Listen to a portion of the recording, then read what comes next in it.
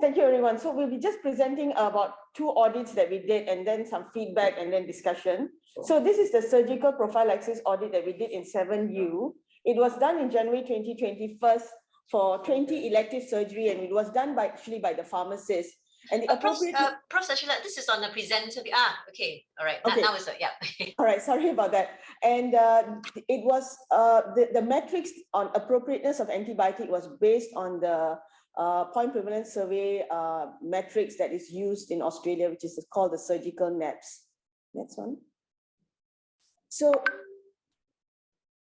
the finding we had in this 20 patients, so there was 20 patients, and you can see majority were from colorectal, followed by breast, ECS as well, endocrine and hepatobiliary and upper GI. And of these 20 patients, there were 47 prescriptions that were actually audited.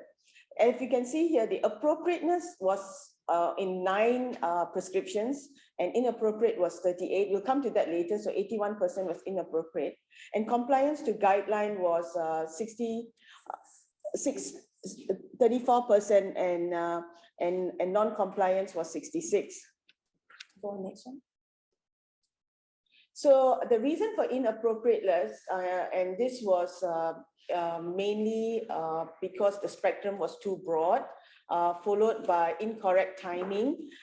Incorrect timing meaning the antibiotics was given probably not within the 1 hour, and those were the 2 main things. The next one is, next slide. And then if you see here, we picked, this was the most common antibiotics that were prescribed. And you can see here, there's metronidazole, cefepozan was second, and then cefazolin and cloxacillin. And if you look at the metronidazole, which is the most commonly given one, the appropriateness was in only 4, so this is not a percentage. And cefepozan, so all of them were inappropriate, because if you look at our guideline, cefepozan is not a choice of antibiotics for prophylaxis. I know it's been used traditionally for many years now, but that's something for us to discuss. And the reason for the metronidazole inappropriateness, the most common was inappropriate timing, and then followed by not required. Next one. And this is the use of antibiotics among the specialties. Colorectal used metronidazole, cefepozan a lot, and then and so on and so forth. So this is the use of the antibiotics. And the appropriateness among the specialists, as you can see here, specialties, again, most of them were inappropriate. But we'll go on and we can discuss this further. Next one. So appropriateness according to special, sorry, go on to the next slide. This was already presented. Okay, now looking at surgical prophylaxis more than 24 hours. So out of these 20 patients, 50% of them actually had they stopped their antibiotics within 24 hours, but we had another 50%, which was 10 patients that had their antibiotics for more than 24 hours, and that was 19 prescriptions. And they were continued, 9 patients had 2 antibiotics and 1 patient had 1 antibiotics, that's why it's 19 prescriptions in 10 patients. And out of it, you can say 89% of those patients who had prolonged antibiotics, the reason was for prophylaxis. And the reason for post-procedural doses, as you can see, 17 of them were for, because it's more than 24 hours, it was incorrect duration. And you can see some of them were actually not required post-procedural for, they didn't have an infection and whatnot. So I think our discussion point here today is the choice of antibiotics for surgical antibiotic prophylaxis. Cefepozan versus cefepozan plus metronidazole versus cefazolin, which is the primary drug usually given for prophylaxis.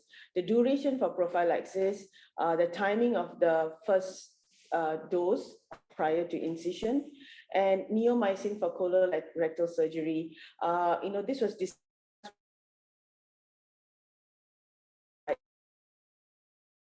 And the pharmacists have brought in oral mycin colorectal surgery, but from this audit, we found only 5 out of 9 patients received neomycin prior to this surgery. Next slide. The next one, we're going to look at carbapenem use. This is from January 2020 to November 2021. So as you can see here, the use of carbapenem, over these 2 years was quite high, and this is the number of prescriptions that were given. Next slide. So I'm just going to pay a bit of attention here. It's a bit busy, but I will go through it with y'all. So if you can see here, no change, just point. Okay, so as you can see here in colorectal surgery, number of cases that used carbapenem was 60, and the initial appropriateness was 73%, but final appropriateness was 83. All right, so if you look, so you can look at your individual surgeries, and we'll share the slides with you later. And you can see the final appropriateness this is it. I think the best was coming from vascular surgery, 89%, and hepatobiliary, which is 91. Our KPI, we are putting up KPIs this year and will be presented to the management, and appropriateness should be about 90%. Colorectal, 80% is pretty good. I think if we are all more than 80%, that's a good start, I think. But plastic is 55%. And the outcome, if you can see here, 30-day mortality. So overall, if you can see here, the appropriateness was 77.3%, and the final appropriateness was 84. So if you look at outcome monitoring, so we also do this to make sure that we are doing the right thing, because we don't want to do more harm as well by giving advice, because as you know, we review based on what is entered. And you can see 30-day mortality was 14%, and 14-day reinfection was 1.6% among these patients that we have reviewed. And I'll give you a breakdown of them. Next slide. Next slide. Okay, so this is the acceptance rate. So if you can see here in colorectal surgery, acceptance to our intervention was 69%, CTS 50%, hepatobiliary 80%, neurosurgery 72%, plastic 40%, urology 69%, and vascular is 78%. So this is acceptance. And if you can see in the first column here, these are the type of advice that we give, such as discontinuation. So for example, the discontinuation of antibiotics, only 55% in CTS accepted it. So people find that quite difficult. If you see, totally 67% of them accepted discontinuation. If you ask broadening of antimicrobial, sometimes we come and we see that these antibiotics need to be broadened. In carbapenem, for example, they are meropenem, but we feel that they also need to go on vancomycin. That is not accepted as well. I mean, we accepted 60%, but 40% of the time, sometimes it's not accepted. Narrowing spectrum, 66% accepted. De-escalation based on culture, 75% accepted, and the others, and duration, 55% only accepted, suggestion of duration. Next one. So I'm just going to again just show this outcome, as you can see here. So if there was so this is mortality outcome, 30-day mortality outcome based on whether they accepted the intervention or not. So for example, in colorectal, if no intervention was accepted, then the mortality rate was 13.6%. If partially accepted, sometimes we say take a culture or something like that, there was no mortality, but if full acceptance, the mortality rate was 8%.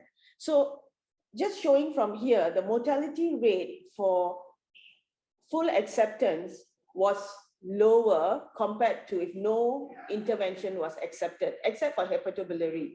But I will now show you, we looked into individual cases that died because of our full acceptance. And if you look at colorectal, you had 2 deaths. one patient was not infection related, and now the second patient died in spite of being on meropenem, all right, or was on a drug that meropenem was not required. For example, a lot of them had actually enterococcus, and meropenem doesn't cover enterococcus, and vancomycin was not on board.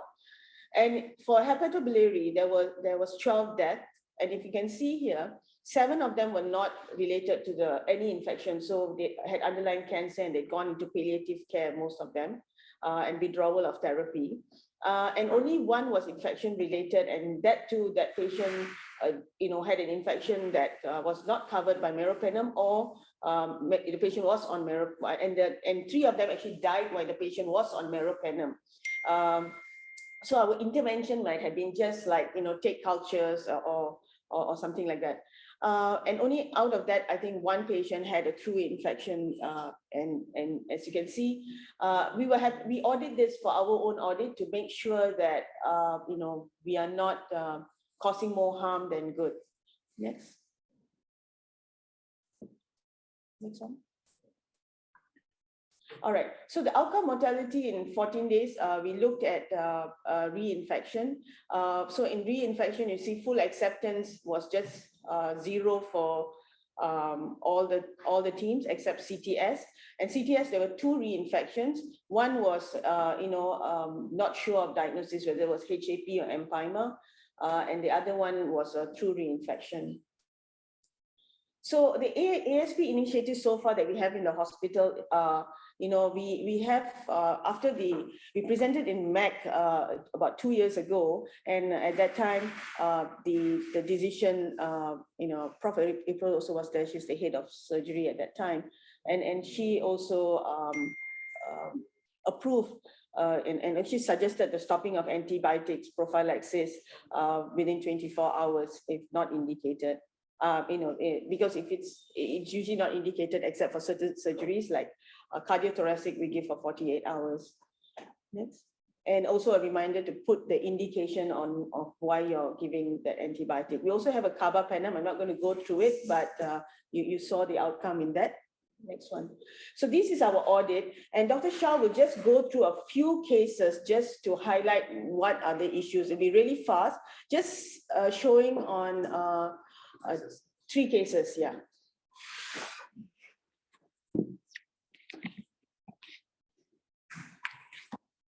Hi, a very good morning. I'm Shah here. So I'll go through the first case out of the 3. So the first case is, this is a 73-year-old male who was admitted, who had a cabbage done electively on the 9th of November, and he developed AKI post-cabbage. And the antibiotic prophylaxis that was given was cefuroxime, which was escalated to IV tazocine. So this is the summary of the case.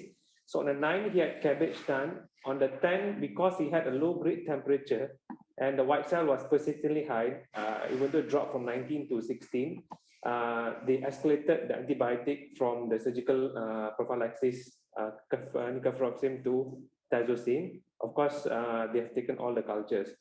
And then for the next few days, patient was actually improving. They managed to off the pleural drain, managed to extubate the patient, was put on alternating CPAP and also face mask 10 liter. The white cells sort of coming down slowly, but even then the antibiotic was escalated to meropenem at that point of time because the white cell was persistently high, even though it is coming down in trend.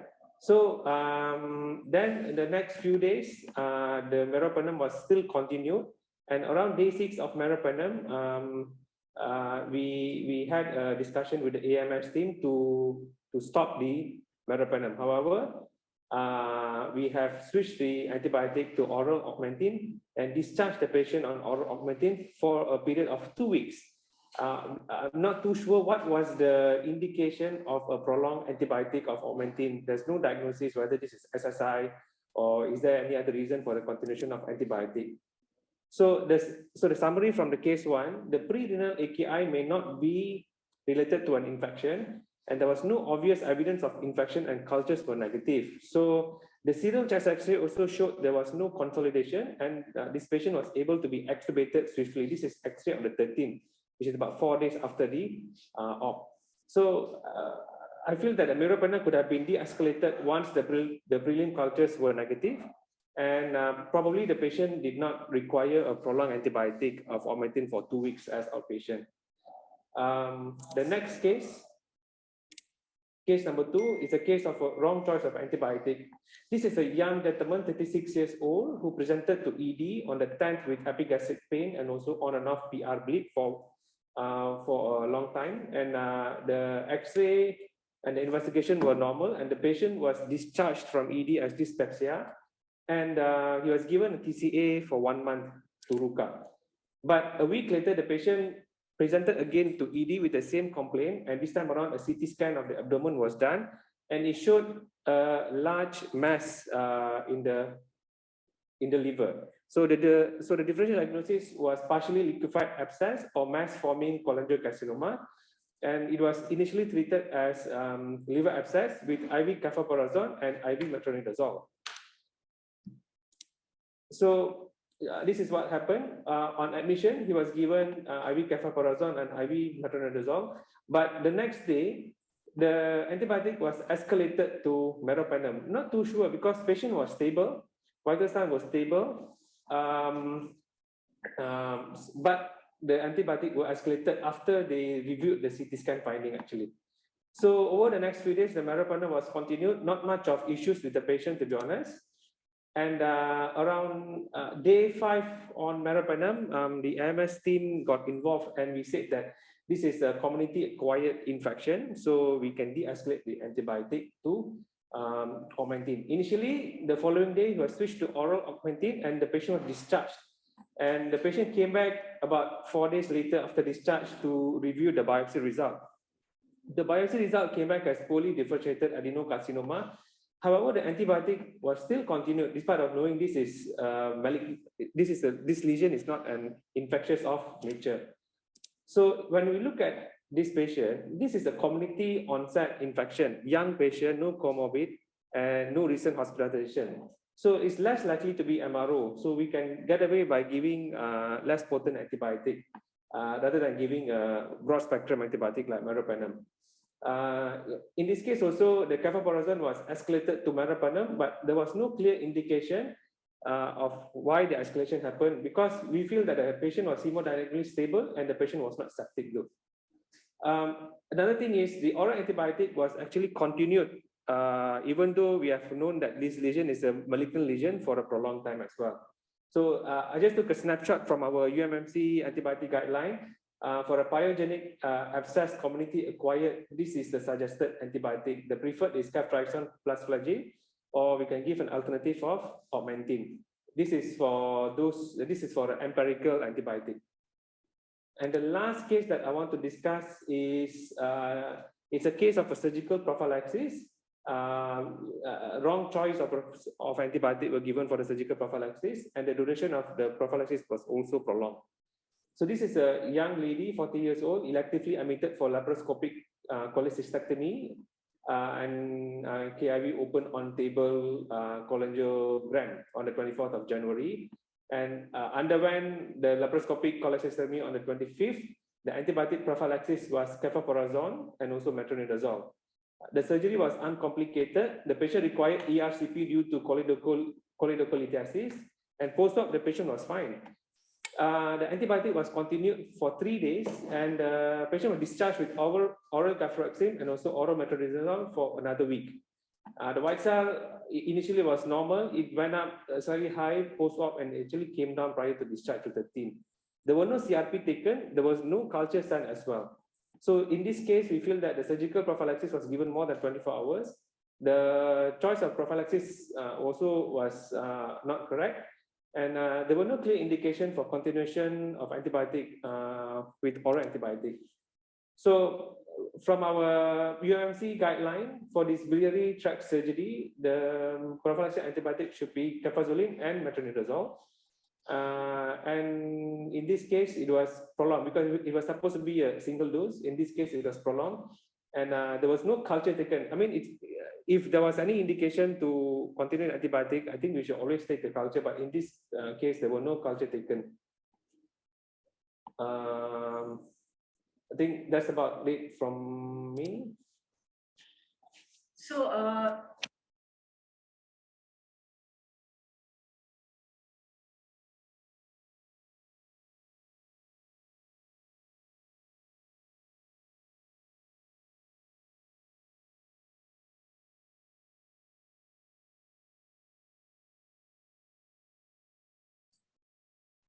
Yes, we have no more audio. Is we okay there? The screen is frozen, right? Yeah, something went wrong. Something went wrong there. Frozen. Time out. Exactly 25 minutes. Time out. Didn't no input from the ID. But I mean it's quite good that they showcase example. Are you okay? The ID team. They are beaming from fourth floor there. We got no audio. We got no audio. Sorry, we have no audio. sorry, can't hear, is it? Yeah, no audio. No audio. Now we can hear. Yeah, just now the last start no audio. Anyway, Oh, you can sorry. Yeah, so good morning, Prof. So I'm Ong here. So just to show the team regarding some of the evidence that we pull out. So cefoperazone actually is not superior than cefazolin lah. So in general, clean procedures, generally they encounter the primarily flora from the skin, predominantly gram-positive such as Staph aureus and also coagulase negative Staphylococcus. So the coverage for gram-negative rods and enterococci should be added in cases with clean contaminated cases, which involve the abdominal viscera and also the biliary tract and the heart. So for cefazolin, it actually covers most of the common gram-positive, except enterococcus, and also gram-negative such as E. coli. And it is a narrow-spectrum antibiotics which causes less collateral damage. Okay, and also it is not a very long-acting antibiotic that stays around in the body. And patients who is colonized with MRSA, in this kind of patient, it is important to decolonize the patient with nasal mupirocin and also chlorhexidine bath. And also the patient can be considered to be given vancomycin, like stat dose before going to surgery. So this was a intervention that we've done with the some of the surgical team, and if you can see here, cefuroxime was with our breast team, and if you can see here, previously cefuroxime was the primary surgical antibiotic prophylaxis used by the team. So this one we worked with Prof. Aisha many years ago, and if you can see in 2015, cefuroxime was used in 68 of those cases, and the SSI rate was 22%. At that time, cefazolin, only 18% was on, 18 patients went on cefazolin, and 2 of them had SSI, was 11%. So over the time, we actually improved infection control measures as well, using proper skin prep, bathing our patients before op, proper hair removal instead of shaving. On top of all that, the surgeons also decided to change the antibiotic prophylaxis with improving the clinical, improving their terbalik. Sorry, I wrote it wrongly. I think the percentage 16. Somehow, what is that? Yeah. 7 7 out of 91, right? Yeah. 7.6. Sorry, 7.6. 7.69. Sorry, that's not 87. I'll correct that. So in 2021, if you can see here, 3 patients were on cefuroxime and the infection rate was 33%. And now we have changed to cefazolin, which is 91 patients were on cefazolin, and we only had 7 infection, which is actually 7.69, not 84. Sorry, guys, I just cut and paste. So that was, yeah. So it showed that cefazolin, is not worse than cefuroxime, even in our own audits. Next one. Next, the timing of surgical antibiotic prophylaxis is vital because it directly correlates with the risk of surgical site infection. So there are this trial, TRAPE, try to reduce antimicrobial prophylaxis errors, which is a prospective, a large multi-center trial that looks at this. So it shows that the risk of infection is lowest when administered within 30 minutes of incision or between 31 to 60 minutes of incision. As such, the current data and also the recommendation suggested for the first dose of surgical antibiotic prophylaxis to be given within 60 minutes before surgical incision.